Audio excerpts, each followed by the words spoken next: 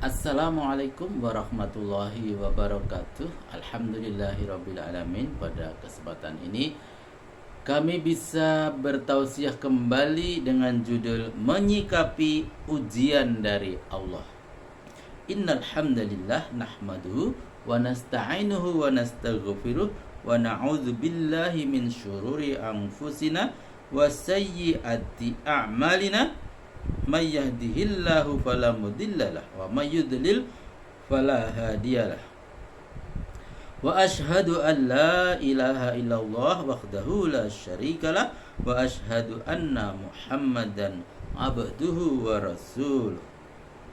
Ya ayyuhallazina amanu taqullaha haqqa tuqatih wa la tamutunna illa wa antum muslimun. Ya ayyuhallazina amanu taqullaha wa qulu qawlan sadida yuslih lakum a'malakum wa yaghfir lakum dzunubakum wa may yuti'illaha wa rasulahu faqad faza fawzan 'azima. Shadaqallahul azim. Sahabatku semuanya dimanapun berada yang sama-sama dirahmati Allah Subhanahu wa ta'ala, segala puji bagi Allah yang telah memberikan berbagai kenikmatan kepada kita semua, terlebih nikmat iman dan Islam, puncak kenikmatan di dunia, serta nikmat hidayah yang dengannya kita masih tergolong sebagai hamba-hambanya yang beriman. Semua kenikmatan itu wajib kita syukuri bersama, dan mudah-mudahan Allah selalu memberikan kita nikmat hidayah ini hingga akhir hayat. Salawat seiring salam semoga selalu terlimpahkan kepada uswah hasanah kita Nabi Muhammad sallallahu alaihi wasallam beserta keluarga beliau, para sahabat beliau, dan umat beliau yang dengan jujur dan ikhlas mengikuti dan mengamalkan ajaran Islam ini hingga hari kiamat kelak. Sahabatku semuanya dimanapun berada yang sama-sama dirahmati Allah, kehidupan dunia adalah tempat bagi manusia menjalani berbagai macam ujian dan cobaan dari Allah Subhanahu wa ta'ala. Sebagai orang yang beriman kepadanya, kita pun diperintahkan untuk senantiasa bersabar dan bertawakal selama menjalani ujian-ujian tersebut. Setidaknya ada 3 macam ujian yang dihadapi manusia di dunia ini, yaitu ujian kesulitan, ujian kesenangan, dan ujian kesalahan. Ujian kesulitan dapat muncul dalam bentuk kekurangan harta, kelaparan, penyakit, dan musibah-musibah lainnya. Sementara ujian kesenangan dapat berupa harta yang banyak, istri yang cantik, dan kedudukan sosial yang tinggi. Dan ujian kesalahan seperti seseorang yang diuji dengan berbuat kesalahan, lalu ia mawas diri dengan kesalahannya, atau di kemudian hari malah terjatuh untuk kedua kalinya pada lubang yang sama.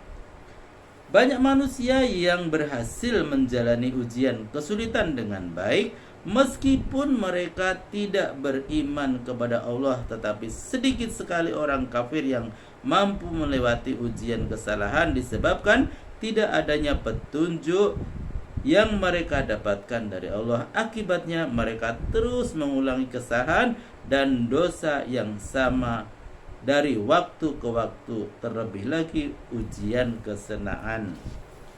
Sahabatku semuanya yang sama-sama dirahmati Allah, sikap manusia ketika menghadapi cobaan atau dalam menerima takdir Allah berbeda-beda. Setidaknya ada 4 macam sikap manusia dalam menghadapinya. Itu pertama, marah. Tingkatan yang pertama adalah marah dengan takdir yang Allah tetapkan atas dirinya. Bisa jadi ia marah dalam hatinya dengan bergumam, atau bisa jadi ia ucapkan dengan lisannya, dan bisa Jadi pula kemarahan itu dilampiaskan dengan tindakannya. Orang yang marah dengan takdir Allah dikhawatirkan terjerumus dalam perbuatan kesyirikan. Dengan sebab ia mencela takdir dan marah kepada takdir, pada hakikatnya adalah marah kepada Allah, yang Allah sang penentu takdir. Allah berfirman dalam Al-Quran, A'udzubillahi minasyaitonirrajim. Wa minan nasi man ya'budullaha ala harf, fa in asabahu khairun atma'anna bih, wa in asabathu fitnatun qalabat ala wajhi khairad dunya wal akhirah, zalika huwal khusranul mubin. Dan di antara manusia ada orang yang menyembah Allah dengan berada di tepi, maka jika ia memperoleh kebajikan, tetaplah ia dalam keadaan itu. Dan jika ia ditimpa oleh suatu bencana, berbaliklah ia ke belakang, rugilah di dunia dan di akhirat. Yang demikian itu adalah kerugian yang nyata. Al-Quran surat Al-Hajj ayat 11. Maksudnya ia ragu di dalam ibadahnya. Itu keadaannya diserupakan dengan seseorang yang berada di tepi bukit, yakni ia tidak dapat berdiri dengan tegap ia tidak dapat berdiri dengan tegap dan mantap. Maka jika ia memperoleh kebaikan, maksudnya kesehatan dan kesejahteraan pada diri dan harta bendanya, tetaplah ia dalam keadaan itu. Dan jika ia ditimpa oleh suatu bencana, cobaan pada hartanya dan penyakit pada dirinya, berbaliklah ia ke belakang, ia kembali menjadi kafir, rugilah ia di dunia disebabkan terlepasnya semua apa yang ia harapkan dari dunia, dan di akhirat disebabkan kekafirannya itu. Inilah kerugian yang nyata. Jika ia marah dengan lisannya, akan muncul kata-kata berupa umpatan, celaan, bahkan perkataan celaka yang semisal dengannya. Jika ia marah dengan perbuatannya, ia akan melakukan perbuatan seperti menampar pipi, merobek kerah baju, menarik-narik rambut, dan perbuatan yang semisal. Yang kedua, sabar. Tingkatan kedua adalah sabar dalam menghadapinya, sebagaimana ungkapan para penyair Arab, as-sabru mislus minhim murum mazaqathu lakin awaqibahu ahla minal asli. Sabar itu memang seperti namanya, sebuah nama tumbuhan yang rasanya pahit, namun hasil dari kesabaran akan lebih manis dari madu. Bahkan dalam sebuah hadis, Rasulullah Shallallahu Alaihi Wasallam pernah mengabarkan ketika menjenguk Ummu Al-Ala